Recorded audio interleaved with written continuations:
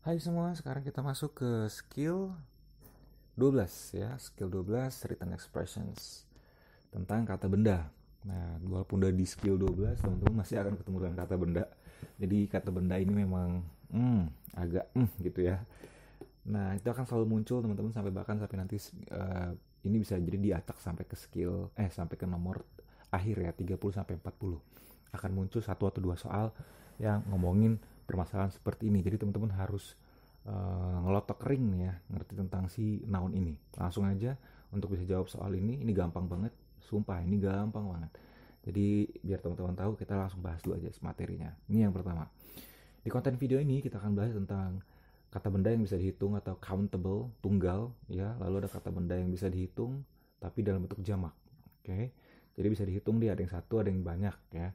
Dan ada yang kata benda yang nggak bisa dihitung, namanya uncountable. Ingat-ingat ini ya, tiga jenis kata benda ini. Oke, lanjut. Pertama kita ngomongin kata benda yang bisa dihitung dulu ya. Tapi yang tunggal, satu artinya countable singular. Ciri-cirinya tidak terdapat huruf S di akhir kata ya. Jadi kalau misalnya dia buku, book ya, book saja tidak boleh ada S. Problem, problem saja tidak boleh ada S. Ini bisa dihitung tidak boleh ada S karena dia satu ya, tunggal. Dan ciri-ciri berikutnya ditemani dengan artikel an, each, every, single, one. Ingat ya, kalau ada ini di depannya, di depan kata-kata ini, kata benda, maka kata benda itu satu ya, dan dia bisa dihitung. Ingat ya, itu. Oke, lanjut. Sekarang kata benda yang bisa dihitung tapi dalam bentuk jamak. Nah, ciri-cirinya terdapat huruf S di akhir katanya. Books tadi jadi books. Problem jadi problems ya. Terus ditemani kata many. Nah, kalau ada many di depannya artinya banyak. Many itu artinya banyak. Many belakangnya harus ada S-nya. Few artinya sedikit, tapi walaupun sedikit bisa dihitung dan dia banyak. Artinya maksudnya gini, lebih dari satu ya. Jamak itu lebih dari satu. Jadi many cirinya ada few, ada some, ada both, ada two, ada several, ada various. Nah, kalau ada ciri-ciri ini maka kata bendanya itu harus berbentuk jamak. Ya, ada S-nya. Dan bisa muncul dalam bentuk yang gak beraturan. Nah, apa itu maksudnya yang gak beraturan? Gini, kalau yang beraturan dia kan cuman book ya, tadinya book tiba-tiba ditambahin s kalau misalnya dia bentuknya jamak. Oke, itu namanya beraturan. Tapi nanti ada yang nggak beraturan, bentuknya seperti ini, irregular plural. Contohnya gini, man ya, laki-laki atau orang ya. Kalau satu dia man, kalau dia eh, lebih dari satu maka akan menjadi man seperti ini, man gitu ya. Walaupun secara pronoun dia sama man, tapi tulisannya beda. Woman satu, kalau banyak women ini ya, berubah vowelnya, berubah huruf vokalnya. Oke, yang tadinya a jadi e gini, atau foot ya, kaki satu itu, kalau kaki itu satu dia foot, kalau kakinya lebih dari satu maka feet. Gigi kalau cuma satu tooth, kalau lebih dari satu teeth. Vokalnya berubah ya. Angsa kalau satu goose, kalau banyak geese. Kalau satu tikus itu mouse, kalau banyak mice. Gitu ya. Nah, ini sering-sering banget ini muncul di TOEFL ya. Jadi dihafal aja nggak apa-apa nih. Gitu. Ada yang perubahan vokal. Lalu ada perubahan en. Contohnya yang tadinya satu child jadinya children. Yang tadinya satu ox jadinya oxen. Oxen ini sejenis kerbau gitu ya. Oke. Kalau satu dia ox, kalau dia banyak oxen. Nah, terus ada yang bentuknya sama aja, baik singular maupun plural. Contohnya ini rusa ya, deer, tetap deer. Ikan, fish, tetap fish. Jadi bukan fishes gitu ya. Salah ya. Terus salmon, salmon tetap sheep, tetap sheep. Ini domba artinya. Trout tetap trout. Ini jenis ikan juga nih. Lalu ada yang perubahan bentuk is jadi es. Yang tadinya analysis jadi analysis. Yang tadinya access jadi access. Ya, crisis jadi crisis. Nah, ini teman-teman hafalin aja. Kalau yang bentuknya is berarti dia satu. Kalau sss berarti dia jamak nih ya. Sss. Terus diagnosis, diagnosis ya. Uh, Terus ini sintesis jadi sintesis ya. Tesis juga tesnya.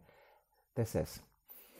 Terus ini bentuk perubahan in ya. Jadi yang tadinya bakterium,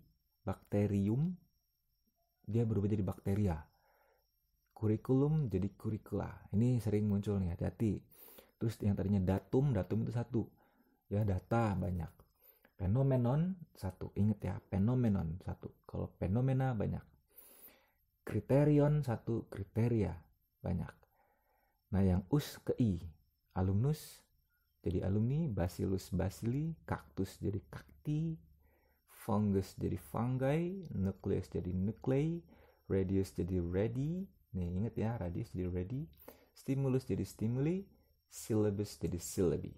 Ingat ya, jadi ini perubahan dari satu ke banyak, dari bentuk irregular bisa berubah vokalnya a ke e, berubah jadi biasa jadi n, children, atau yang sama aja bisa nggak ada perubahan, fish. Ada yang is ke s seperti axis, crisis ini ya. Lalu ada yang ends in a, jadi yang tadinya bakterium jadi bakteria, datum jadi data, dan seterusnya. Dan ada yang us jadi i. Kalau us itu berarti satu ya, alumnus itu satu. Kalau alumni banyak, bacillus satu, bacilli banyak. Oke, jadi itu.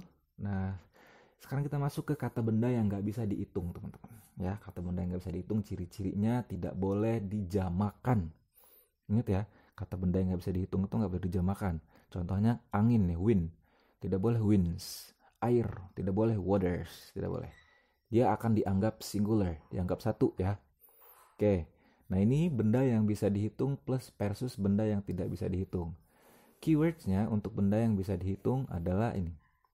Many, ya, kalau banyak. Kalau saya mau ngomongin banyak, benda yang bisa dihitung, itu pakainya many. Kalau benda yang nggak bisa dihitung, pakainya much. Oke.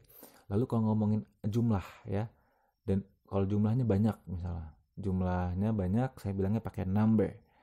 Ya, kalau jumlahnya banyak, benda yang nggak bisa dihitung, itu pakainya amount. Oke. Lalu sedikit ya, kalau saya mau bilang sedikit, few untuk benda yang bisa dihitung, yang nggak bisa dihitung bilangnya pakai little. Few people, little water, gitu ya. Fewer itu untuk perbandingan lebih sedikit jumlah orangnya, dan untuk lebih sedikit benda yang nggak bisa dihitung bilangnya pakai less.